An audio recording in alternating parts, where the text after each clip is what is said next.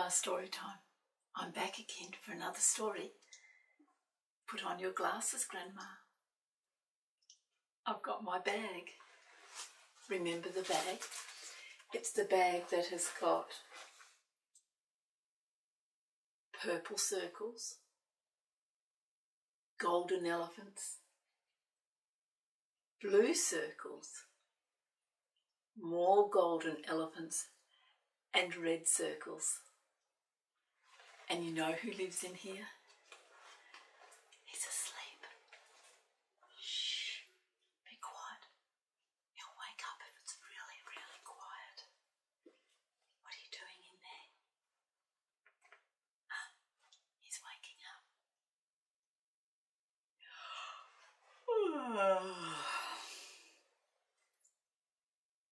Peter's happy to see you again.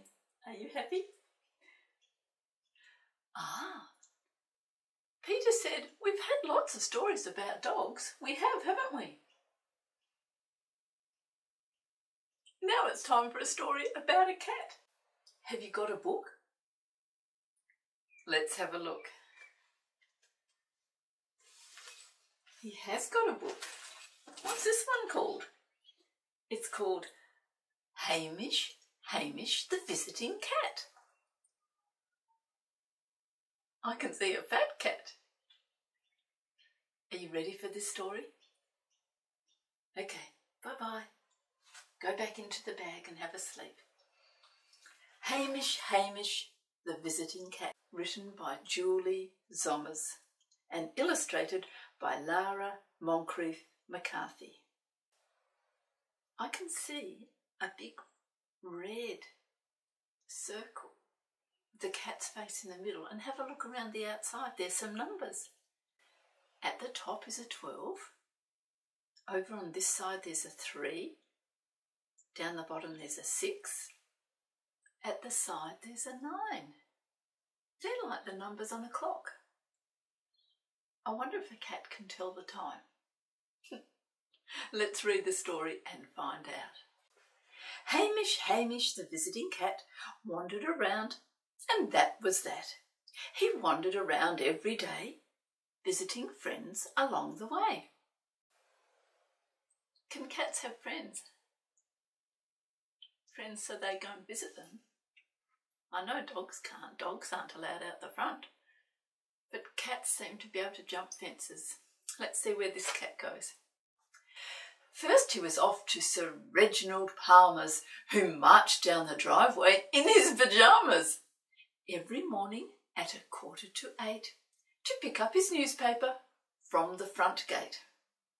Look, there's his letterbox, the round bit to put in the newspaper. It says, Sir Reggie Esquire, no junk mail. Cheers. And look who's there, ready for a tickle under his chin. Hamish sat on the letterbox and flashed Sir Reggie a grin. Sir Reggie smiled and said, "Good morning," and tickled Hamish under the chin. "How nice to see you, Hamish," he said. "Hamish the Visiting Cat." And then he marched back up the driveway, and that was that. Have a look at his driveway. He's trimmed the plants to look like cats. Fancy having all those cats in your garden. So where are you off to next, Hamish the Visiting Cat? Let's find out. It was now just after 9:15, and the Gilbertson children stood in a line. At the bus stop, halfway down the street, Hamish loved winding in and out of their feet. He tickled their legs with his soft white fur, and they laughed at him so much it made him purr. "Please come again tomorrow," they shouted, "Hamish the Visiting Cat."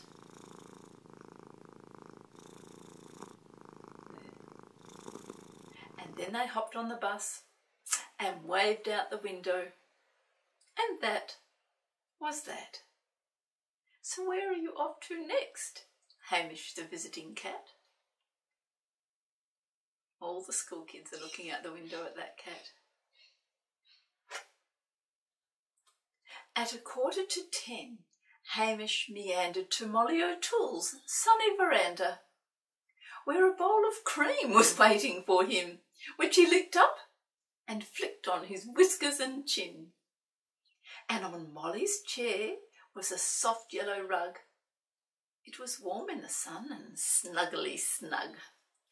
And there Hamish dreamed his pussycat dreams, which, of course, included large bowls of cream. Can you see all that? All his dreams? Fancy having a chair out the front of your house, just waiting for a cat. And then Molly O'Toole poked her head out the door and said, "Hello, Hamish, would you like some more?" Hamish blinked a long, slow blink. Molly smiled and gave him a wink. "Of course you would, dear Hamish," she said, "Hamish the Visiting Cat." And then she poured out more cream, and he lapped up the lot. And that was that. So where are you off to next, Hamish the Visiting Cat?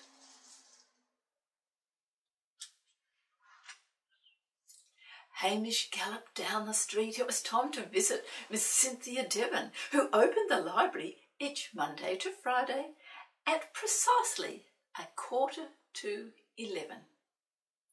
Miss Cynthia Devon was crazy about cats. She had pussycat t-shirts and handbags and hats, and the library had pictures all over the wall of Hamish, her absolute favourite of all. Look at all those cat pictures. And look, she's got cat t-shirts, cat bags. Hamish posed in his special spot on the desk in the entranceway. He sat ever so still like a statue, right next to a rather large floral display. And as people saw him, they let out a cheer. "Hamish the Visiting Cat is here!" And while they took their turn for a smooch and a pat, Hamish purred away. And that was that.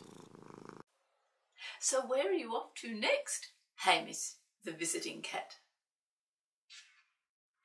On Lou Brown's desk, by 11:45, there were 17 mugs of tea. She never had time to drink them. She was far too busy, you see. Hamish looked through Lou Brown's window and pressed his face up against the glass. He smiled, his very best pussycat smile. And then Lou Brown noticed him at last. Look, she's got a messy place, hasn't she? She has a cup of coffee and then doesn't put the cup in the kitchen to wash it. Things are falling out of the bin, there's papers everywhere. Lou Brown jumped up and opened the window, and Hamish came scampering in. He skidded across her pile of papers and landed upside down in her rubbish bin. The bin was stuck on Hamish's back. He looked like a little bit like a turtley cat. Oh no. Do you think he would like that? His face doesn't look so happy. Hamish hurtled up the stairs and then came tearing down. He charged straight up the curtains and swayed around and round. Uh-oh. How's he going to get the rubbish bin off his back? Lou Brown lay down, flat on her back, laughing and holding her tummy. She was completely out of control. She'd never seen anything so funny. So what did Hamish do? Hamish the Visiting Cat? He lay on his back and he laughed too. And that was that. So where are you off to next, Hamish the Visiting Cat? Hamish's tummy was rumbling. It was time to see Larry Lambchops. At 1:45 exactly, he walked into the butcher's shop. "Bad luck, mate," said Larry Lambchops. There's nothing left on the menu today. Hamish hung his head down low.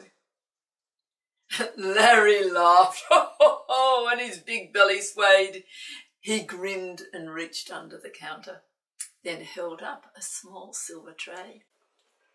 Well, look what I found. It's your favourite food. You might be in luck today after all. Enjoy, my friend, said Larry Lambchops. Only the best for my favourite cat. And Hamish ate up every last morsel. And that was that. So where are you off to, Hamish the Visiting Cat? Where's he going next? A jeep was parked along the lane. Its engine was still warm. Hamish wriggled under it and stretched and had a yawn. He curled up in a fluffy heap. Hamish just loved his afternoon sleep. Is that where a cat should sleep? Should you have a sleep underneath a car? But after a while the engine roared and took him by such a surprise that he tore down the street and the hair on his coat was twice its usual size. Look at his hair sticking out. Hamish shot straight up an old oak tree. It seemed a very safe place for a cat, and he stayed up there until 2:45. And that was that. So where are you off to next, Hamish the Visiting Cat? Number 10 was an old brick house. It belonged to Sid and Mabel Stout, and in their front garden was a very large sign. Painted, it said, Hamish the Visiting Cat, keep out. Well, cats can't read, of course, so how was Hamish to know? He dug a few holes and pulled out some flowers that had taken old Sid many hours to grow. And then he lay on his back in the vegetable patch to catch some sun and have a doze. And then he blinked his eyes open, and there was old Sid standing right over him, holding a hose. Hamish smiled up at him innocently. Then he noticed Sid's poppy red face. "What have you done to my garden?" he shrieked. "An absolute disgrace." What's going to happen next? What's Sid holding? A jet of freezing cold water squirted out of the end of the hose, and it hit poor Hamish fair and square right in the middle of his nose. "Bullseye!" shouted old Sid Stout. "Take that, you horrible cat!" And Hamish took off like a rocket. And that was that. So where are you off to next, Hamish the Visiting Cat? Hamish arrived at Grandpa Gill's at around 4:45. He squished along the driveway and in through a garage door.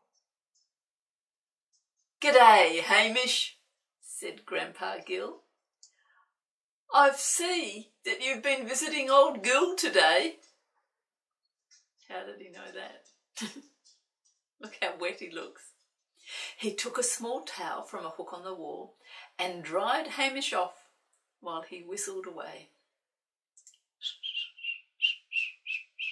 And then he hammered, and banging and crashing, he said, "And will you look at that? Don't you think that's a very fine box for a special pussycat?" Grandpa Gill had to answer the phone and said, "Stay there, Hamish. I'll be back in a minute." But Hamish shuffled across to the paint tin and dipped his little paw in it. And then he pulled his paw out and he flicked it about. and paint went all over the box. Then Hamish dipped his other paw. It looked like he had on a pair of blue socks. Grandpa Gill came back from the phone and he said, "Hamish, well, how about you? You've painted your new box all by yourself. Now there's just one thing left to do. I'd better paint your name on the box, Hamish the Visiting Cat." And Hamish watched in his little blue socks. And that was that.